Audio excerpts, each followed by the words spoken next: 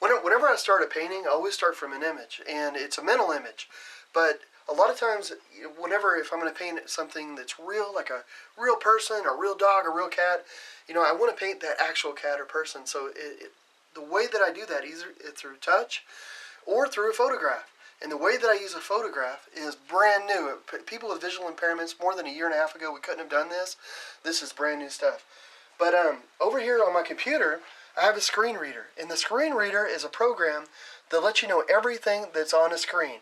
So I'm going to start it up here in a second. You're going to hear a lot of strange sounds. It's going to talk really fast. It's going to pop, whistle, and do all this. Everything means something. So it's reading to me. And what it just said is it's Photoshop and it's Einstein. So he's giving me all this information. He's telling me how much it's blown up, all this sort of information. But this image doesn't work for me though. So what I have is a graphic artist will take this image and he'll change it for me into something like this. Now what this is it shows the lightness and the darkness. If I'm feeling a person's face, now if Albert Einstein was alive, I would go and I would feel his face, and I'm looking for certain points on his face to know exactly what the structures look like, what his eyes look like, how they relate to his ears, every little part, and I'm touching it and I'm feeling it. And so it's certain anchor points that I'm actually looking for. Well, the graphic artist has gone in and with a photograph and has looked for those anchor points and the lines that I look for, and he's made them visible. And now with the screen reader, you can hear that it sounds different now because it's telling you what every pixel is doing, and it's giving that information.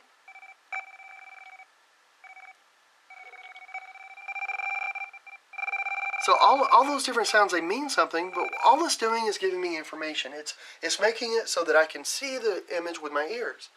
So it's almost like the way a submarine would use the sonar to understand what the bottom of the sea looks like. This technique lets you understand what a photograph looks like using sound. And it's just as simple as that. It does take some getting used to. It's not like flipping through a scrapbook. It does take some time. But I have this painting back here that I work from that. So you can see all you're doing is you're looking for the points, and it makes it where you can actually understand what a photograph looks like. And like I say, it takes some time, but it makes it where you can really understand. And this painting has a lot of paint and stuff to it. So whenever I paint, I'm able to get incorporate that texture into the painting. But it's all coming from an image. And this software is getting better and better and better all the time. It's becoming where you can get more and more detail. The type of thing they had maybe 3 or 4 years ago was raised line drawings, and we still use that, and they're far better, but you don't get the detail. Now with software, oh my goodness, it's just opening things up to a huge point. And the interesting thing about it is that if I'm working on a portrait, I'm sorry, I'm listening to my computer. It's a chatty Cathy. Sometimes it goes on. I'm doing a painting of a rowboat, and I could use the same techniques on something simple like a seascape, or something more complex, like if I'm doing a painting of a cat, of a person, of a dog. So down here, I've used that, and I've drawn in with paint. This paint is pretty thin to most people, but for me, it's huge. I know when I first learned Braille, I thought it was crazy, all the little bumps. I thought there's no way anybody could feel this and understand it. Over the years, I've gotten really, really good at being able to tell the slightest change with texture. So I'm able to draw in this boat, and I remember what a rowboat looks like.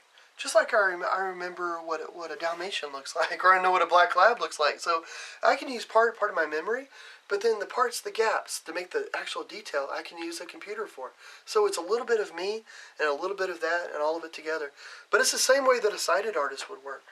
A person just uses their eyes to take in the information, but the actual image has nothing to do with your eyes. It's your brain. It's your brain that images things. So a person who is sighted may use their eyesight to start getting the image, to bring the information back. Instead of using eyes, I use my fingers, but it images the same way. So one of the things that you use your eyes for, of course, is to know where on a canvas you are and where you've been.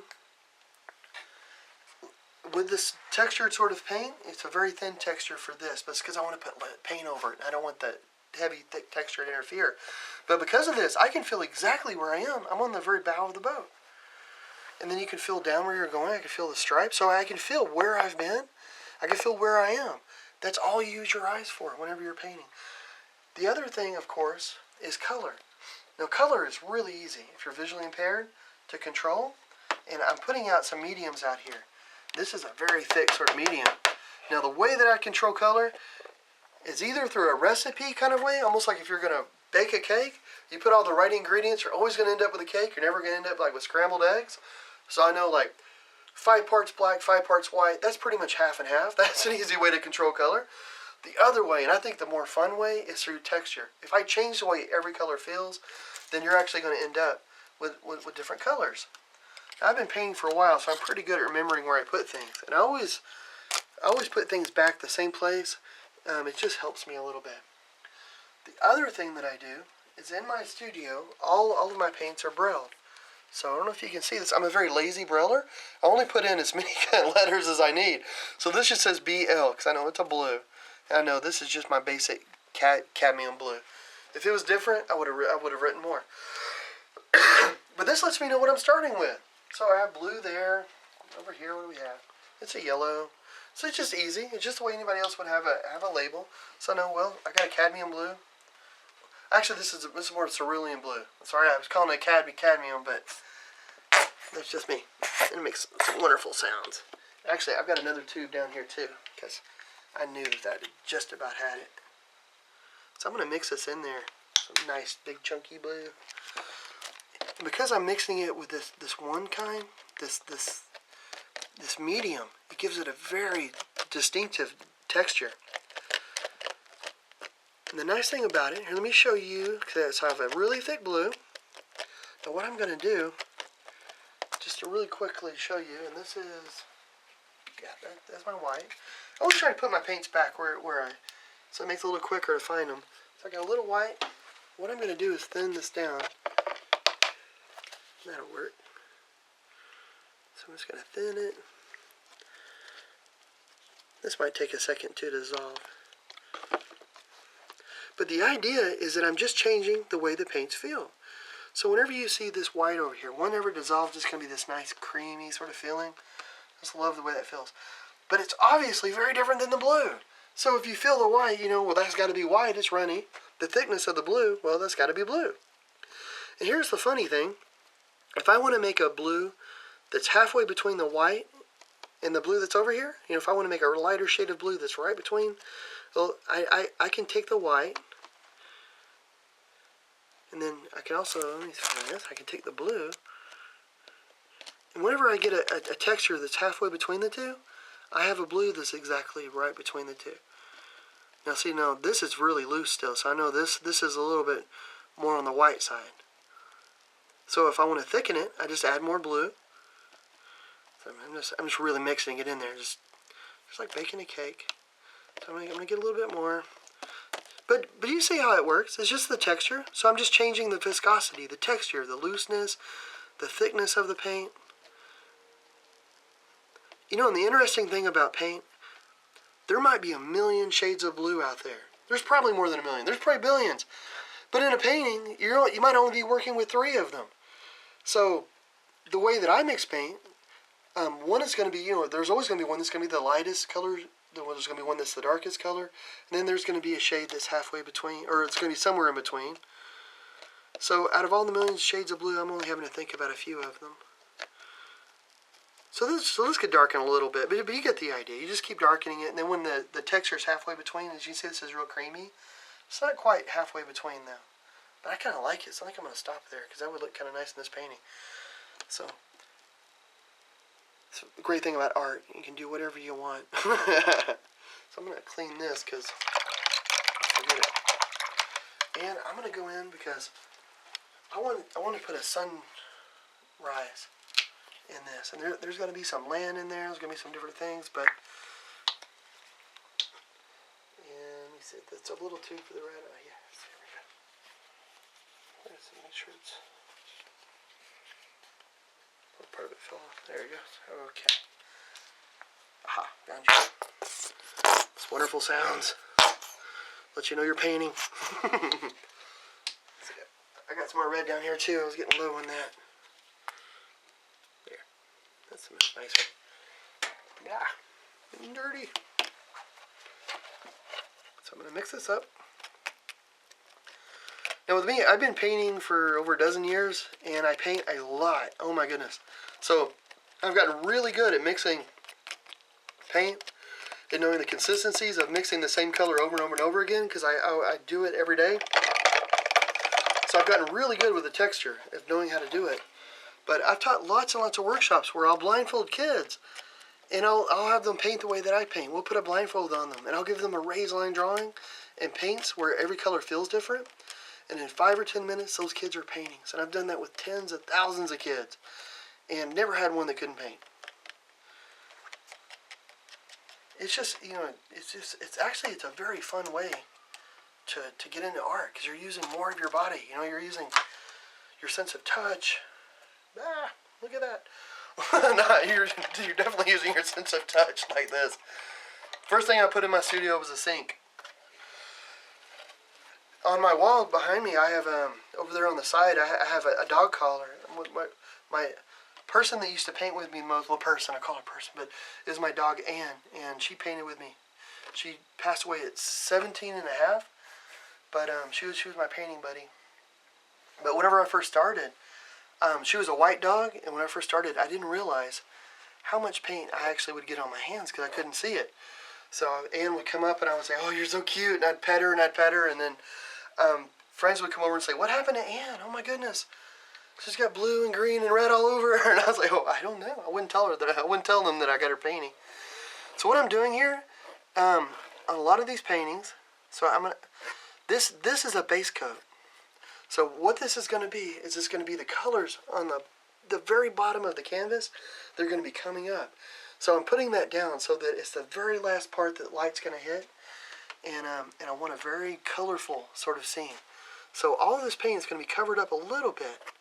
And what I'm doing over here on my easel, I'm sorry, my palette. I'm on my easel right now, aren't I? I've changed the way every paint feels. The yellow is a little looser.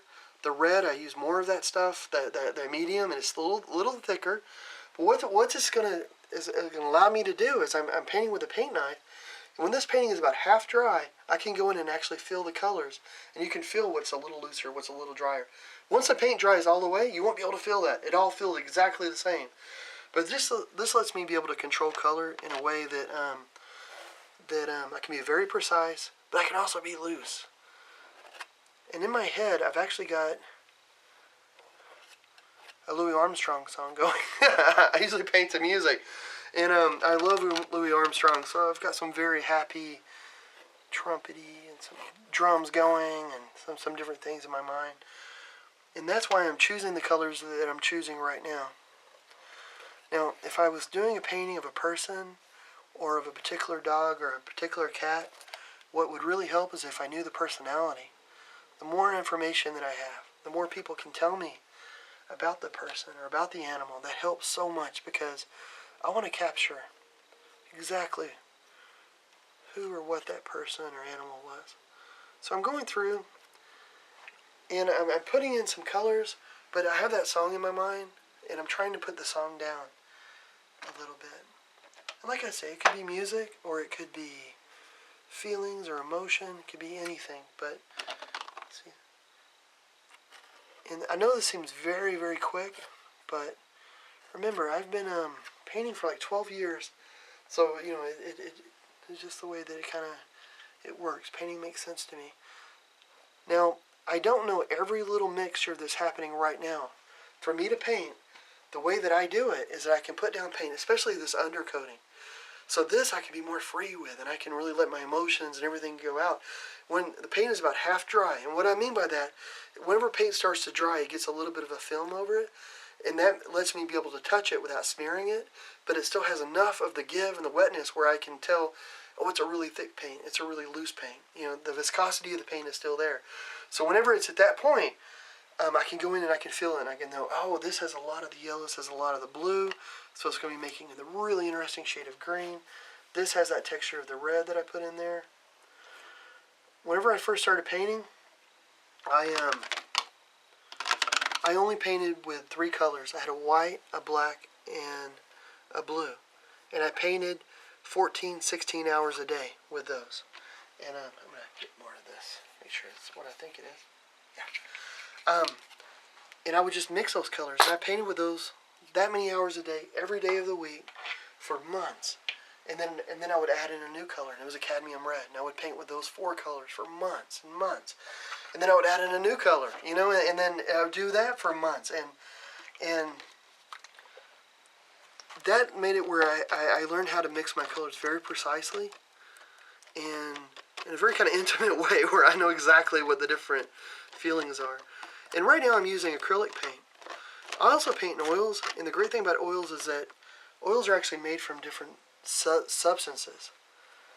So there's things that you can mix on the oil. See, I want to get a lot more white down here. And I want to remind you, this is an underpainting right here. So what I'm going to do is I'm going to let this dry. I'm going to go in and I'm going to feel what I did, the mixture, and then I'm going to change it. I'm going to keep what I like, and I'm going to add to what I like. The things that I don't like, I'm going to change. It's one of the wonderful things about painting that I think. It's purely creative. There's no wrong to it. It's one of the great things I love about a paint knife too, is that you can put in a lot of color really quick. It mixes the color, it blends in ways that it's impossible with a brush. But after I use this paint knife, I'll go in later with a brush for all the fine details. I'll put in clouds, I'll put in all of the little areas that I want to shade. But I just really like working with both. And the nice thing about this brush too is that you can get this wonderful sort of texture to it that's just so fun to feel. First thing I always want to do whenever I see paintings is touch them. But sometimes in museums they don't let you do. Although I have been lucky, I filled a number of Van Goghs and some Cezannes, Monets, mostly from private collectors. But I've been really lucky, and it's so interesting to feel a painting. If you ever get the chance to feel somebody's artwork, do so. The different strokes can tell you so much about the person and what they're doing and how they were feeling. Like right now I'm painting and I'm very happy because I love to paint. And I think it's probably showing in the paint. Like right now it's going to be very choppy, but that's kind of what I want. It's going to be a kind of a sunrise, and that's going to be very hard to see right now, but hopefully by the time this painting is done. It's very wet, so I'm trying to feel. I know I put some. Normally I don't try to touch it too much, but I really want to feel that. There it is. Haha, there's that white. I wanted to put some white, some red right over that white, because I want to make a nice little band that's kind of going across. Because I'm going to do something with that later. I don't know what, but it's there for later.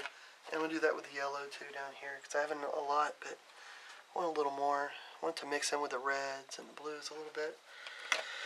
And what I do when I paint is I paint with a lot of different layers. So I'll paint for a little while, and then I'll let it dry. And a lot of times, if I'm working on a detailed painting, like a painting of like Little Echo over here, or this dog in this painting over here, his name is Curly, with a butterfly. I don't know the butterfly's name, and the dog's name was Curly. In a painting like that, it takes more time, and it's more of a detailed sort of painting. So because I'm doing a sky, a sunrise, the type of painting I'm doing, what it's of, I want it to be more loose and free, because skies are more loose and free. So I'm putting in more of the color and the painting in right now. But if it's something where it's a detailed portrait, then of course I'm going to be working a lot slower and putting in colors a lot more carefully, which I will with this too. I'll go back in and rework this and rework it and rework it. But it's just a little bit different. But the idea of mixing the paints, of putting the paints where you want them, is all exactly the same. So whether you're working on I have like a nice summery sky, like this is I'm in Texas, and this is based on trips to Galveston when I was a boy. And Galveston is right on the sea. We have so much coastline in this state, but it's right on the sea. And what I'm doing too is that it may feel like I'm just gliding across, but this paint knife is very rigid, and it's like using a white cane. With a white cane, you can feel all the cracks, all the bumps, everything on the concrete, and know where you are. Well, using those same types of techniques, you can feel where the paint is really thick, where there's parts on the canvas that there isn't enough paint. And yeah. So, you know what? Yeah. Sorry, I was just having a thought. I wasn't sure if I wanted the color to go up that far, but, you know, I kind of do. So, now what I will do is let this dry for a little while, and then go back and fill it, and then just rework it and rework it. Some of my paintings I may rework 30 or 40 times. Some of them I may rework 7 times. It just depends on the painting. But I would go in and I would see what I did, and you know, and because I have in my mind what I think I did. But now it's important for me to go in and feel and make sure that the blending and the colors where I think I have them are really there, and then I can start to fine tune it a little bit.